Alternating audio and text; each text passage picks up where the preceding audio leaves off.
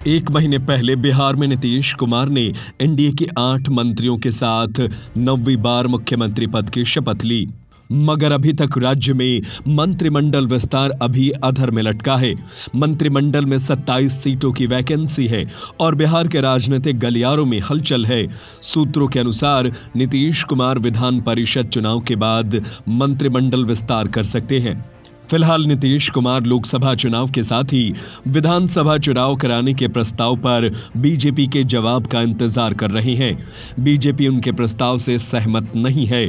Bharatiya Janata party Lok Sabha चुनाव में प्रदर्शन के बाद विधानसभा चुनाव के लिए 2025 का इंतजार करने के मूड में है। भाजपा के एक नेता ने बताया कि अभी बीजेपी ने जेडीयू के साथ सरकार बनाई है। इस सरकार के मंत्रियों को काम करने का मौका नहीं मिला है। दूसरी ओर तेजस्वी यादव अपने 17 महीने के कार्यकाल को लेकर जनता के बीच पहुंच चुके हैं। सवाल यह है कि आखिर सत्ता में रहने के बावजूद नीतीश कुमार विधानसभा चुनाव के लिए हड़बड़ी में क्यों हैं? नीतीश कुमार ने 2020 में एनडीए को पूर्ण बहुमत मिलने के बाद भी पाला बदलकर महागठबंधन से दोस्ती कर ली थी। इसके बाद 1.5 साल तक बीजेपी और जेडीयू के बीच खटास बनी रही। लोकसभा में अविश्वास प्रस्ताव और दिल्ली बिल पर जेडीयू के लल्लन सिंह ने मोदी शाह पर तीखे हमले बोले।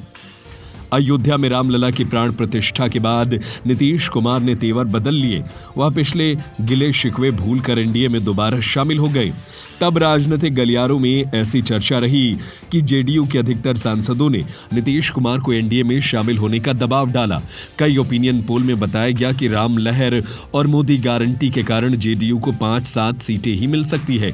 महागठबंधन का फायदा आरजेडी को मिल सकता है। 2019 में जेडीयू ने एनडीए के साथ 16 सीटें जीती थी।